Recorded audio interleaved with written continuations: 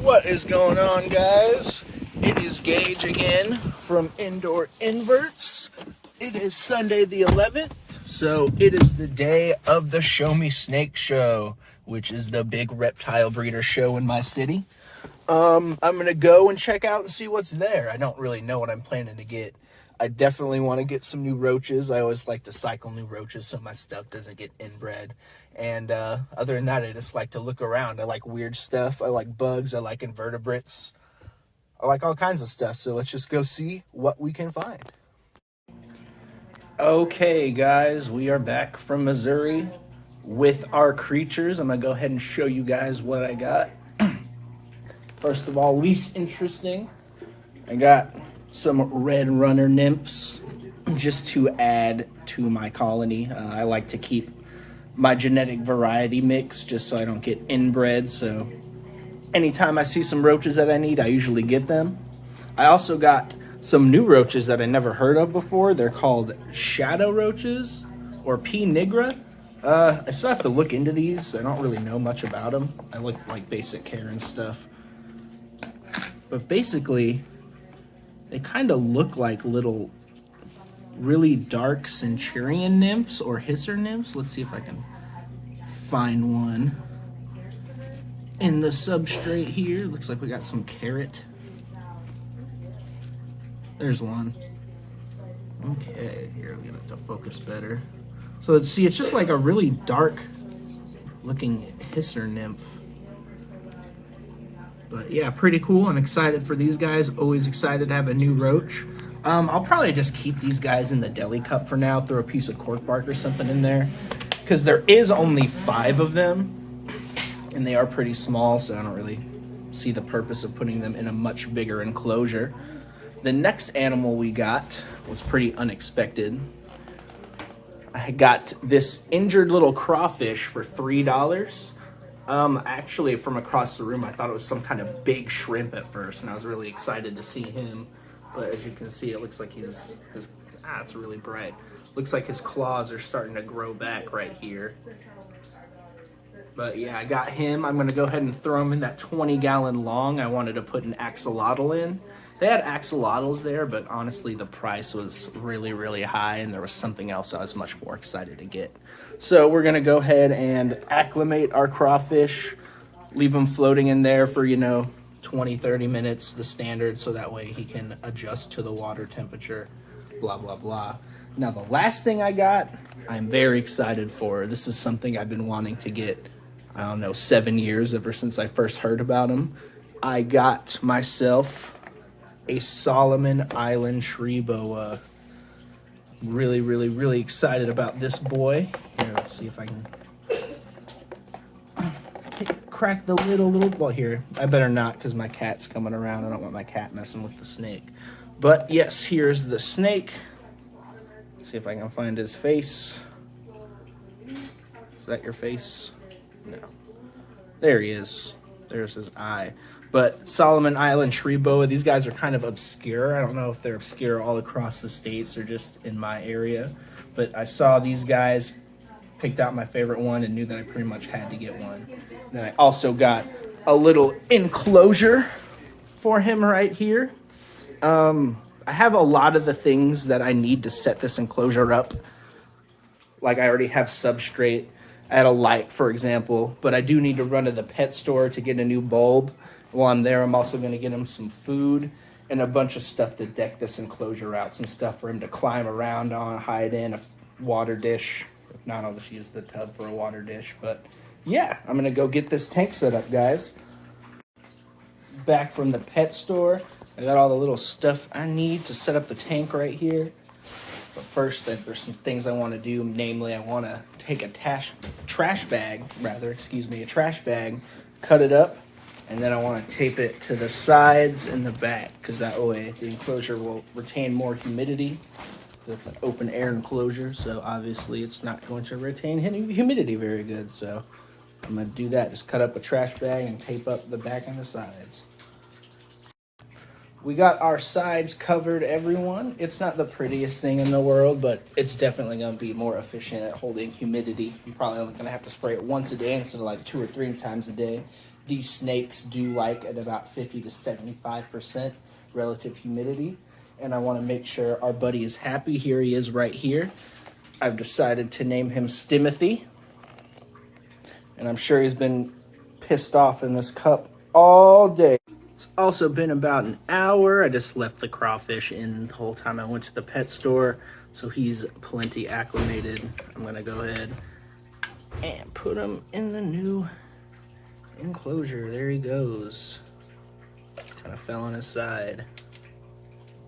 Gonna flip back over. There he is. There he goes.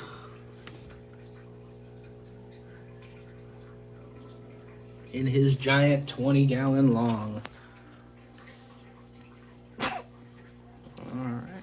I'll definitely keep you guys posted on him though as he regrows, or her, I don't know, as he regrows his looks like claws and maybe one extra limb. The end of that limb might be missing.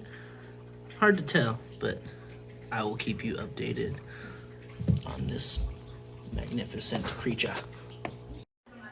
Okay, guys, I found something that I'm pretty cool with. So far, it is a work in progress. Unfortunately, the pet store seemed to be out of a lot of live plants, which kind of sucks. I always like to use live plants, but I will keep my eye out for some in the future. In the meantime, I got some of that frog moss I showed you. I'm also going to use the deli cup that the snake is in as a temporary water dish until I can find a better one. So I'm pretty much ready for the snake to go in there. I'm just going to grab some springtails and isopods from the other end of the room, throw them in the substrate, and get a light ready to go. And if anyone was curious, that was just a 50-watt, like regular incandescent basking light. These guys don't like it too incredibly hot. It's about 70 degrees in my house. Even then, it might be too hot, so I might have to downgrade to a 25, but I'll just have to play it by ear and kind of see what's up with the temperature on that. So I'm going to go get those springtails and isopods, and I think we're ready to put our snake buddy inside his new home. Guys, the enclosure is ready. I'll put the snake in there. I don't know if you guys know anything about tree snakes, but they can be a little jumpy.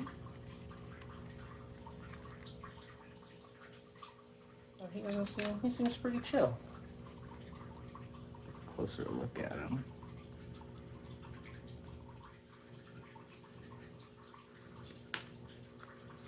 You guys know your tree boas. These guys are really neat. They're kind of like a mixture of an Indonesian tree boa and an Amazon tree boa. At least that's kind of how I feel like they look. Super neat.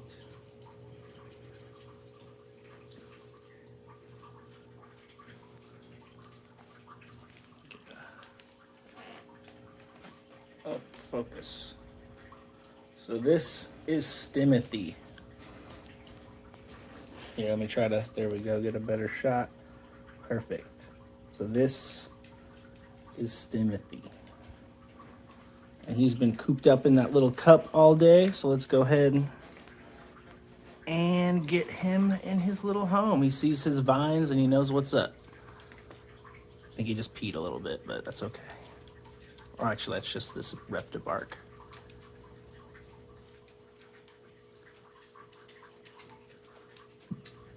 So he is still a juvenile.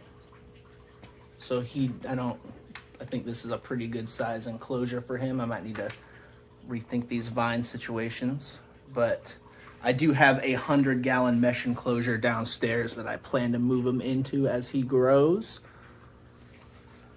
But yeah, there he is. Just chilling. Honestly, I might move him into that enclosure sooner than I expected. He ended up being a little bit bigger than I anticipated. I'm gonna go ahead and spread around this Reptile bark that he came with. Looks like my flash turned off because probably my battery, but that's fine because I'm ready to leave this guy alone. I'm just gonna stick this in here to use as a water dish for the moment and let him do his thing. And I will update you guys when I feed him. I'm probably not going to try to feed him for about a week because he's going to be probably finicky and a little shy. Gonna be hiding around a lot, I'm sure.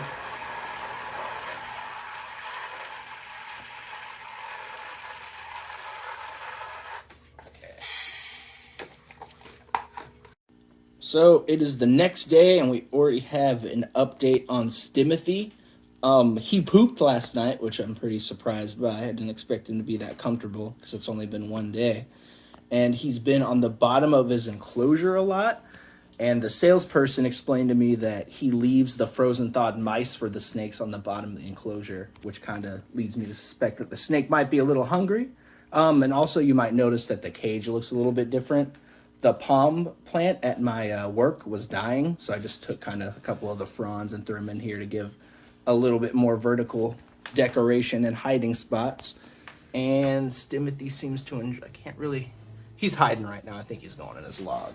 But yeah, so tonight I plan to thaw out a weaned mouse and try to give it to him, see if he has any interest.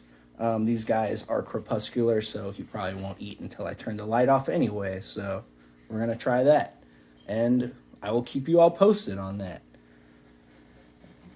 I'm going to edit out that last second because it was awkward. Okay, guys, so we are back with our weaned mouse.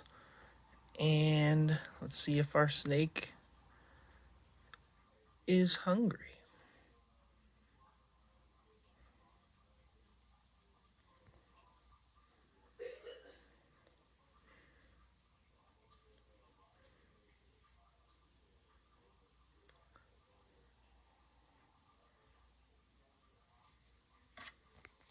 Just leave the mouse there for a moment. As I said, the person that I bought this from said that they often usually just leave a frozen thawed weaned mouse on the floor of the enclosure, and the snake will usually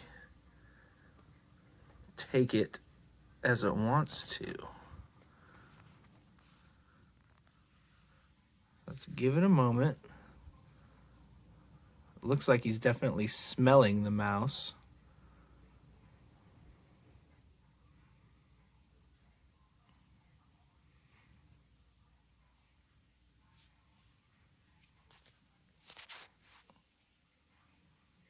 Oh, my flash just shut itself off. Here, let's turn on this light here. Oops. There we go.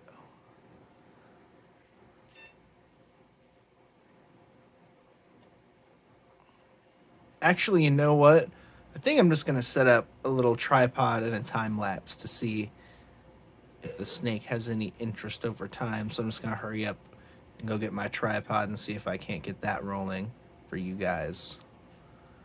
Because it does kind of look like he is somewhat interested in the food. He does seem to be smelling it pretty intensely. So let's go get that tripod from the other room and see what's what.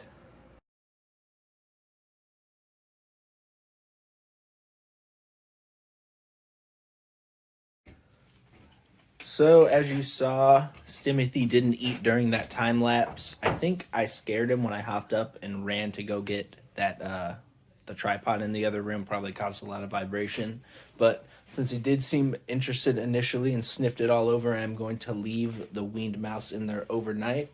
And I will let you know if he ate it or not tomorrow. It is the next day. And as you can see, there is no sign of the mouse anywhere, or no regurge at that point, which I'm good to see as well. And Stimothy seems to be doing well. He's up here on his little cork bark perch. Get a little zoom in on his head. I don't want to stress him out too much and stick the camera in there, but there he is now, just hanging out, digesting. I also want to do a quick little update on the crawfish. He seems to be doing well. Also, or she, it also appears that it's missing quite a few legs and not just the claws, so I am pretty glad that I picked it up.